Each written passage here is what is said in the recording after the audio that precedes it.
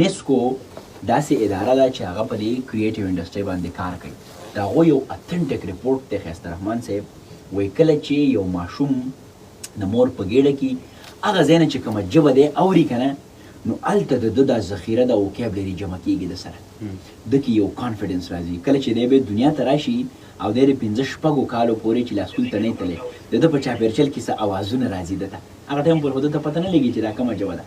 هغه اوازونه د ده په ذهن کې، د ده په لاشعور کې یو ډېر خوږ احساس د سره راوړي. ما ته د دنیا هر څوک هره ژبه ووایي، خو ما ته چې زما مور په روکلې کومه اللهو ویلې ده، هغه زمزمه،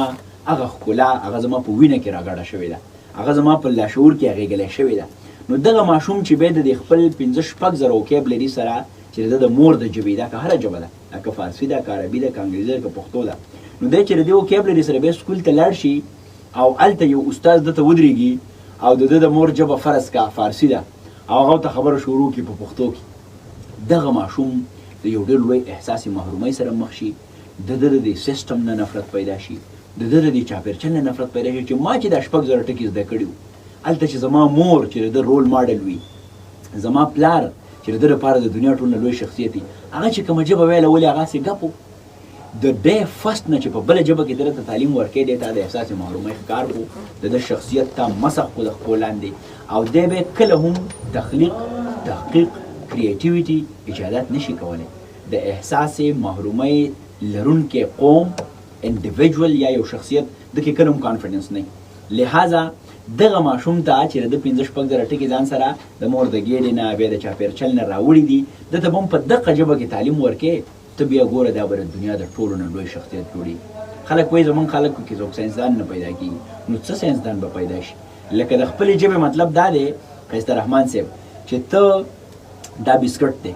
دا تا ما له راواغست، ښه ښکلی دی، هغه کور دې ترې لرې کو او دا ما وخوړ، نو دا ما فیل کو، دې نه ما خوند واغست. خو که اوس د پردۍ ژبه داسې سره د دې کور نه یې ته راوړي کاټن کې هم باندې او ما ته وایي چې خوراک بسکټ نه به خوند والې، د دې اجازه نه زه خوند نه لرم، زما به یې معده برباده کړي. ډېر ښکلی مثال ماشاءالله. دقسې ته چې یو بله ژبه کې تعلیم کوې که نه، نو ته د هغې نه خوند نه شي اخیستی. موږ اوس دا دی ګوره ماسټرز ما وکړو، 2-3 ماسټرز مې وکړو، اوس ایله موږ از آر ایم هی شي اټ زده کړو، د انګلیش یوه جمله معمولي برابر کړو، دا جوړه یې کړو. په هغې کې زه خپل فیلینګز نه شم کنورټ کولی. زه په تایلنډ کې وم، یو ډېر غټ زموږ غونډه کېده په امبیسي کې،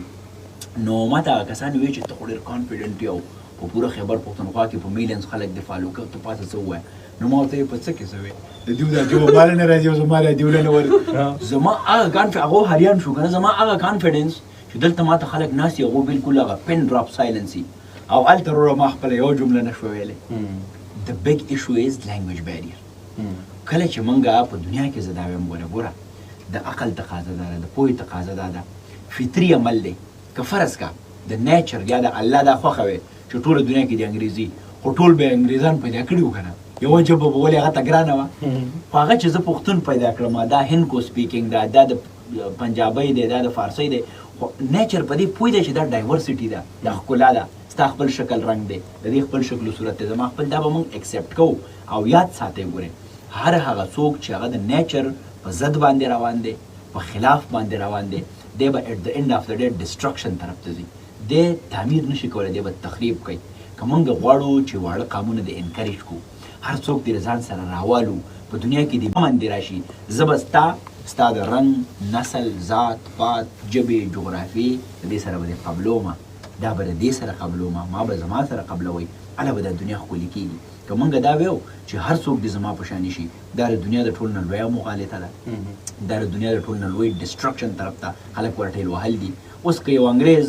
ډېر ښکلی شي، سور سپین شي، دنګ نری شي، خو دا به د هغه دپاره یې که نه، ما ته خو خپل دا خړ سپېره پښتون ښایسته دی که نه، دې ته به خپل د هندکو سپیکینګ والا ښایسته وي که نه. هغه وایي هر چا ته خپل وطن کشمیر دی. نو لحاظه ښځه موږ یو بل ملګري خبره کوله، وایي دومره د احساس محرومۍ موږ ښکارو، وایي یو کس راشي، موږ ټول پښتانه ناست وو، وی هغه اردو کې خبرې شروع کړي، ها جناب کیسے آپ ٹھیک ٹھاک، وی هغه زموږ نه ډېرې کمزورې خبرې کوي، موږ چې ولې پښتو کې مې کولی شو، خو موږ د هغه نه متاثر وو چې هلکه اردو وایي، اردو وایي، حالانکې هغه اردو کې صرف کمزورې غونې خبرې وکړي، یا په انګریزۍ کې د هغې نه هم کمزورې خبره کوي. موږ وایو چې یاره انګریزي ویله د بلا بچ. اوس هغه ورځ زموږ کلي ته تبلیغیان راغلي وو د سوډان نه، نو ما ته هغه کسان وایي چې یاره چې دا راغلي دی، د دې سره خبرې وکړه. نو زه چې رالم نو هغه وایي چې انګریزي وایي د بلا زامن ولې داسې انګریزي او تبلیغي داسې یو چې انګریزي له ورځي اوس زموږ کلي کې نور خلک هم په انګریزي نه پوهېدم نو د سوډان والا خلک هم په انګریزي کې ډېر زیات کمزوري دي هغه چې وایي چې زه کراچۍ ته ځم نو داسې نه وایي چې ایم ګوینګ ټو کراچي وایي آی کراچي ګو هغه داسې انګریزي که نه نو اوس د ما سره د انګریزي شروع کړم ما ورته وویل چې ښه دا دې ستا هغه انګریزان هغوی چې دومره متاثره وو چې دوی خو انګریزي هغه صرف دا 2-3 ټکي زده کړي یعنې دغه نفسیتي اثر دی په موږ باندې او زه خو د ټولو خلکو ته دا وایم چې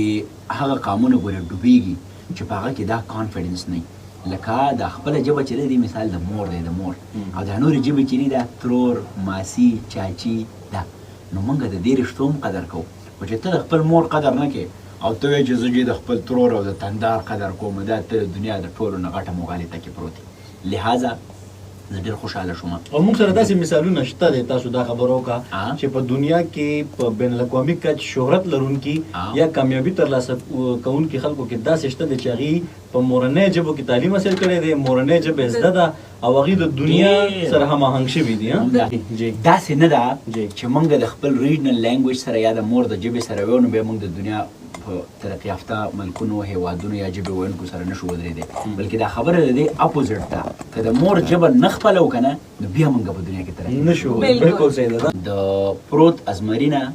ګرځنده ګیدړ ښه دی صحیح چې هلک ګرځي که نه پاسې هغه وایي په حرکت کې برکت وي که نه زه داسې ګڼم باشعوره قومونه هغه قومونه چې هغو کې خپل یو فکر یو احساس زه دا ګڼم چې په ځای د دې چې موږ دې ته انتظار کوو که نه چې یاره خیسته رحمان به راځي او معصومه به راځي او هغه د اردو یو ډېر ښه شعر دی چې شکوې ظلمت شب سے تو کہیں بہتر تھا اپنے حصے کی کوئی شمع جلاتے جاتے چې خپل د برخې یو رڼا دې موږ راواخلو او روان دي شو ګوره په دې باندې موږ خواوشا د 3 یا 4 کلونو نه خبره کوو د سیسټم ټیک نه دی سیسټم ایل دی سیسټم بیمار دی دا دومره ریپیټډلی دا خبره موږ وکړه که نه چې اوس دا خبرې نه هم زموږ یو قسمه نفرت را پیدا شو او علم نفسیات دا وایي چې دا میکانیزم آف پروجیکشن که نه چې ماشوم فیل شي نو ټیچر راته سم سبق نه وښولې سیسټم سم نه دی نو ځکه زه کامیابه نه شوم دا ټولونه ویک میکانیزم دی خپل یعنې ډېر نر خلک چې کم دي که نه هغه خپل غلطي خپل د ژوند چې کم سکسس دی یا فیلیورز دي که نه هغه خپل ځان چې دا زما په وجه دی معصومه لیم ایکسکیوز دا موږ سره ډېر زیات دي لکه ته چې دلته څه هم کار وشي څه توره وشي که نه چې ښه کار وشي نو سړی وایي دا خو ما دا زه یم زه خیال دې نه دی افسر افغان خو چې کله ناکامه شي دا خیسته رحمان دا که دا معصومه نه وی کار نو ما به ډېر ښه پروګرام کړی دا که دا غرض مې دا دی چې هر هغه څوک چې هغه همیشه ځان له بانه ګوري هغه په دې سوچ کوي چې دا خبره به په بل سړي باندې راوړم په سیسټم باندې راوړم که دا سیسټم ټیک هم شي که نه دغه سړي ته انویسټیګیټ کړی به بیا هم په دغه حال باندې لکه څنګه چې تا ووایي که نه که مې سل نصیحتونه ورته وکړه خدای بې لارې کړی په لار نه شو هغه خلک زه اکثر دا خبره کوم مونږ چې به کله د کلي نه راوتو که نه زما والد صاحب د خدای لري هغه به یو خبره کوله هغه زما ډېره خوښېږي اوس دلته ډېره ریلیونټ ده هغه ته مې چېرې زه سبق له بهر ته ځم چېرته نو هغه به ما ته وایي زویه وایي څوک چې سبق وایي که نه وایي دا هغه غره په سره کې هم هغه سبق ویلی کي او څوک چې نه وایي که نه وایي هغه امریکې ته مو لږ هغه به بیا هم هغسې غوړ منګی راځي وایي هغه نه به هېڅ نه جوړېږي زه دا وایم زموږ ټول ځوانان به ما اوري په دې وخت کې ګوره سیسټم خو د ټولو مونږ ته معلوم دی چې سیسټم کې کمزوریانې دي ډېرې قصې دي خو خبره دا ده چې وټ کین آی ډو زه له څه ځای نه شروع کولی شم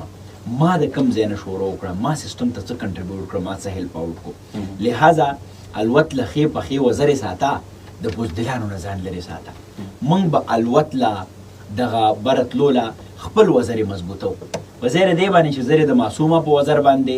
سفر وکړم زه د ښایسته په اوږه باندې ټوپک کېدم او ډز دې وکړم نه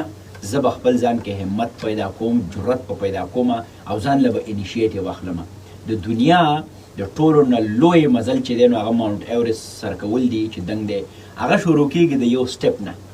د یو قدم نه چې ته کله دا قدم وانخلې که نه ته وایې چې زه به ماونټ ایورست ته لاړ شم یا کیټو ته به لاړ شم نو دا ته هسې هغه خواب خرګوش چې څه ته وایي په هغې کې پروت دی ته به لومبی سټپ اخلي دوی خبره وکړه پر کیپټا انکم والا